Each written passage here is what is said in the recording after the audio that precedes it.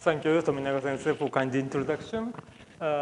First of all, I'd like to thank the organizers and the sponsor for inviting me to this symposium and giving me to this opportunity to talk about our recent work on ion channel.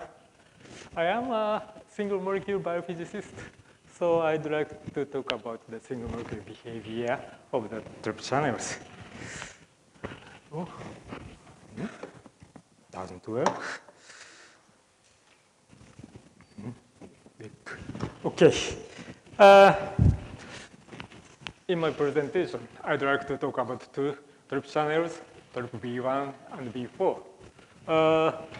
I believe most of you are very familiar to these two ion channels. These two have different structure tree and different functions. But as long as we know, there are no systematical comparison between the behaviors, movements or clustering of these channels on the cell membrane. Actually, we found a few papers on the oligomerization and the diffusion dynamics of TRP-B1. These two works actually used a single molecule imaging. But at least we know when we started this study, there are no single molecule work on TRP-B4. So we wanted to compare the behaviors of these two channels in the same conditions. Thanks to the very good contrast of the total internal reflection fluorescence microscope on the surface. Now it is very easy to see single molecules on the basal surface of cells like this. By using this kind of technology for these 25 years, we have studied behaviors of several membrane proteins. Okay. In this work, in the first part, we used the hex cells for the measurement. So the first thing we was done is to examine the intrinsic expression of these two proteins. The cell has no TRP-B1 activity, so there are no response after the activation with capsaicin. But the GSK, that is a TRP-B4 agonist, induced a very clear calcium influx into cells. So we knocked out B4 gene, and to the knockout cells, we introduced the gene of TRP-B1 and TRP-B4. And when we did so, we fused the haloprotein gene to the channel molecule for labeling with a fluorescent label. And this tagging did not change the functions of TRP channels, not so much as shown here. So then, after expression of these proteins into cells, we conjugated the fluorophore and performed single molecule imaging. So these are the representative movies of the movements of single molecules in a single cell for TRP-B1 and TRP-B4. And in these movies, we took 3 seconds of time sequences 5 times with 5-minute intervals. Okay, so the time is shown here. And after the first sequence, we added the extracellular solution, the agonist of capsaicin or GSK for TRP-B1 and B4. Probably you noticed several changes in these movies over time, and some of the changes may look differently happening for these two movies. I think the most evident changes over time is a decrease in the number of the fluorescent spots like this. And the decrease was faster for TRP-B4 compared to TRP-B1. And this decrease was not caused by the photobleaching of the fluorophore, because when we simulated cells with a vehicle solution instead of the agonist solution, we observed no change in the density of the spots. So these decreases means the internalization of TORP molecules inside cells. And the internalization was much faster for TORP-V4 than TORP-V1. Okay? Another parameter we can determine from single molecule movies is the lateral diffusion coefficient.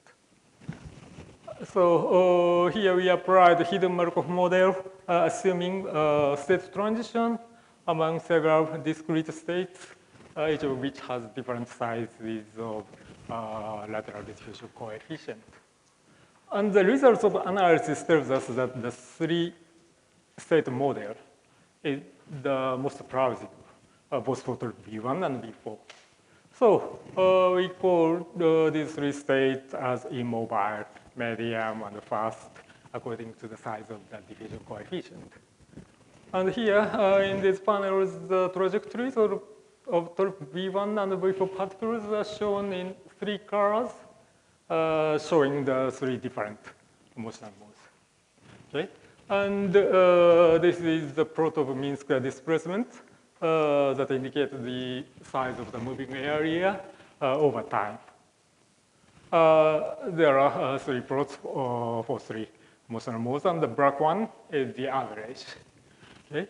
And as shown in these expanded figures for the immobile periods, the immobile movements is confined in their moving area very strongly.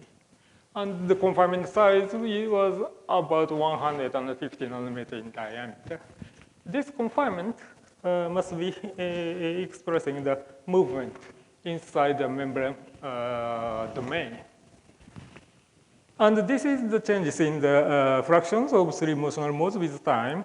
And for TORP-V4, after the simulation, the immobile and medium fraction was decreased faster. So that means the immobile and the medium mobile particles are selectively internalized into cells. Okay? And another thing we can know from the movement is the clustering or oligomerization of the molecules. It can be detected as the intensity of each single fluorescent spot. Okay? And this is the distribution of the fluorescence intensity from each single spot for V1 and V4 in three motional modes. And the arrow here and here indicate the intensity of the single fluorophore. So these distributions indicate that both of these molecules mostly make clusters or oligomers rather than monomer. And the clustering degree was highest for the immobile TORP-V4, and the next one is the medium TORP-V4.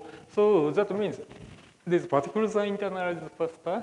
So, and such internalized particles make clusters. Okay? So in conclusion, when we compare the behaviors of V1 and V4, we know that V1 tended to make clusters before the stimulation, and these clusters were internalized into cells rapidly. So next, we wish to know the mechanism or the roles of this rapid internalization of TORP-V4. Okay. It has been reported that TORP-V4 activity is regulated by membrane cholesterol. Actually, we observed that after depletion of cholesterol by incubation with M-beta-CD increased the agonist-induced calcium influx of TORP-V4. On the contrary, addition of cholesterol decreased the agonist-induced channel activity.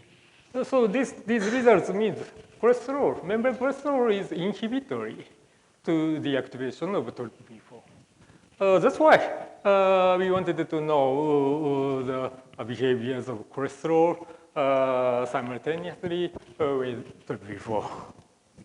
Okay. Our colleague, Mike Kawasan, has reported the novel protein probe for cholesterol that is D4H. D4H is a mutant form of a D4 domain from purpurine lysine a toxin that is a cholesterol binding domain of this toxin. And by introducing this mutation, the affinity to the cholesterol was much improved. Then this protein can be used for the protein probe at the inner leaflet of the membrane. Okay? So we express the D4H tagging with a tag of SNAP, which can be conjugated with the PRO4. And then we observe actually the fluorescent signal in cells. And these signals disappeared almost completely after depletion of cholesterol. So this result means this protein is actually working as a cholesterol probe at the inner leaflet membrane. Then we observe TRPV4 and D4H simultaneously. So this is a dual color single molecule imaging in which TRPV4 is shown in magenta and D4H is shown in green. These two movies were taken in the same cell before and 5 minutes after the agonist stimulation. In this experiment, we use a HeLa cell because HeLa is much stronger to the cholesterol depletion, artificial one by MHCD. So, but also in the HeLa cells, we observe the decrease in the D4H density after the stimulation of TRPV4. And at the same time, the density of cholesterol was also decreased. And this decrease was dependent on the TRPV4 expression. And the interesting thing is that the depletion of TRPV4 was only 10%, but almost 25% of cholesterol was decreased after the stimulation. Anyway, cholesterol moves with D4H. In these movies, we occasionally observe the co-localization of the spots of D4H and TRPV4. Here, the trajectories of TRPV4 is shown in 3 colors, and the black ones are the trajectories of D4H superimposed. And we know that the co-localization was mostly occurred at the immobile or medium states of the movement. And after the stimulation with GSK, such co-localization was decreased because of the internalization of the molecule. And in addition to the TRPV4, the immobile and medium fraction of cholesterol, D4H, was decreased. Okay? So the slowly moving V4 and D4H are internalized together. And this is histograms of the fluorescence intensity of D4H. This is a total distribution, and for the straight motion modes. The decrease was observed. The dotted one is before the stimulation, and the solid line indicated after stimulation. So the immobile and medium D4H was decreased in density, and this decrease was observed for the bright spots of the D4H. Such bright spot of D4H must indicate the cholesterol domain. So the slowly moving cholesterol domain was internalized together with the TRPV4.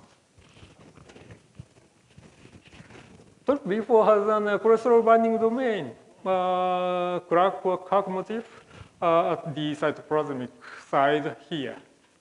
So the R616Q is a mutant found in skeletal dysplasia, which is known to lose the cholesterol binding activity. This mutation does not change the calcium influx, not much. But for this mutant, the colocalization probability was decreased. So this domain is actually used for the interaction of the channel with cholesterol. And for this mutant, the decrease in the D4H by GSK stimulation was completely inhibited. So the cholesterol binding is actually required for the cholesterol depletion induced by 12B4. Then we examined the roles of the calcium influx. In the presence of EGTA at the extracellular medium, the calcium influx was completely inhibited.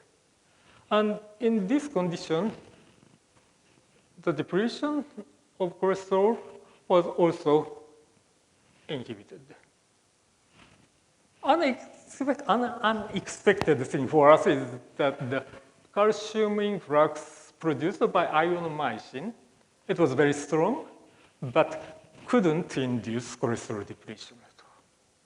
So the calcium influx mediated by TRPC channel is crucial. TRPC channel has an TRPV4 has an calmodulin binding region here at the cytoplasmic sheet.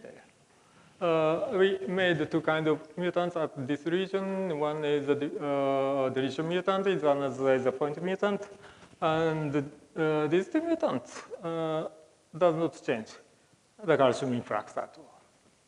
But the depletion of D4H, it was okay, but the degree of decrease was much smaller than the wild type.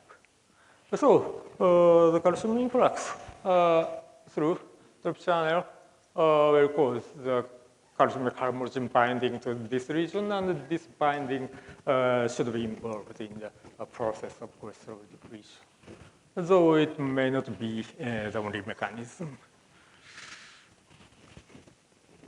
One important thing is that even though the cholesterol depletion was inhibited, the channel activity was not changed at all. It was just as same we have observed for this mutant. The calcium, the interaction was reduced, but the channel activity was not changed. Okay, we have observed the before stimulation reduced in the leaflet cholesterol density. And slowly moving and aggregated V4 and the cholesterol. So maybe they are in the cholesterol domain or internalized. And cholesterol binding to V4 mediated calcium influx and calmodulin binding region were all required for the full activation of the cholesterol depletion. One important thing is that even though the membrane cholesterol was an inhibitory molecule to the V4 activity, at least in the first stage, we did all experiment at the 5 minutes of stimulation. At least in this time scale, the inhibition of cholesterol depletion does not change the channel activity. So this cholesterol depletion was not for the feedback regulation of TRPV4. So it may have other roles. In other words, TRPV4 may be a cholesterol regulating protein, and it may be a novel function of TRPV4. Okay. These are the collaborators in my talk, so I would like to thank them. In particular, Yutaro Kuwashima and Masataka Yanagawa performed almost all experiments and data analysis. Okay, I will stop my talk here. Thank you very much for kind attention.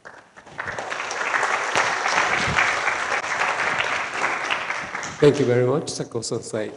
Are there any questions? Hello. Thank you for the talk. I have a question, since a lot of this is based on more artificial agonist. Is this also a process you think is relevant if you have, for example, a stretch activation of the channel? I'm sorry, I don't know.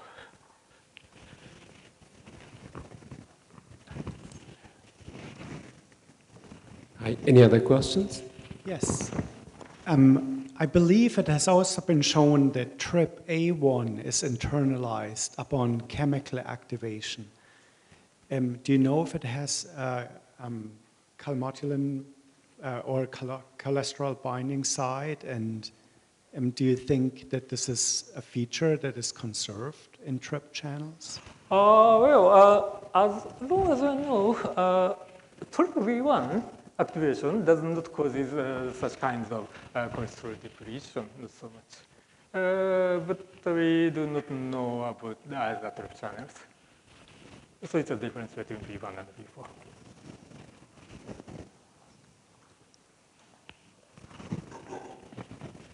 Yeah, I have a question related to the internalization of TRPV4. Do you have any idea what the sorting fate of the channel is? Is it recycled back to the surface, or is it targeted for degradation, for example? The mechanism is, we wish to know the mechanism, molecular mechanism of this kind of behaviors of the TRP channel, but unfortunately it is not so difficult and is not so easy. So, probably one thing related to that is that, TRP channel is accumulated in the caveola, which has a very rich cholesterol density. So, actually, we have one slide. We tried to examine the possibility that caveola is the internalization site of TRPV4. So we did the 3 color single molecule imaging for caveolin 1, T4H, and TRP. These 3 molecules are actually co-localized together as shown in the white particles in the overlap image. But this interaction between TRPV4 and caveolin and D4H was not changed significantly by the simulation of TRPV4. And also the mutant, it is the mutant at the cholesterol binding site of TRPV4 was not changed, the co-localization of these 3 molecules. So caveolin seems not to be a major internalization site.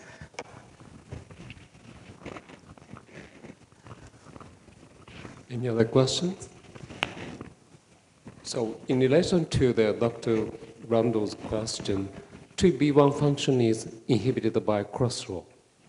In the case of TRPV1, cholesterol put the binding site to make an antagonist stay longer in the binding site. So it could be the cholesterol effect is very dependent on the TRP channel. That's my guess.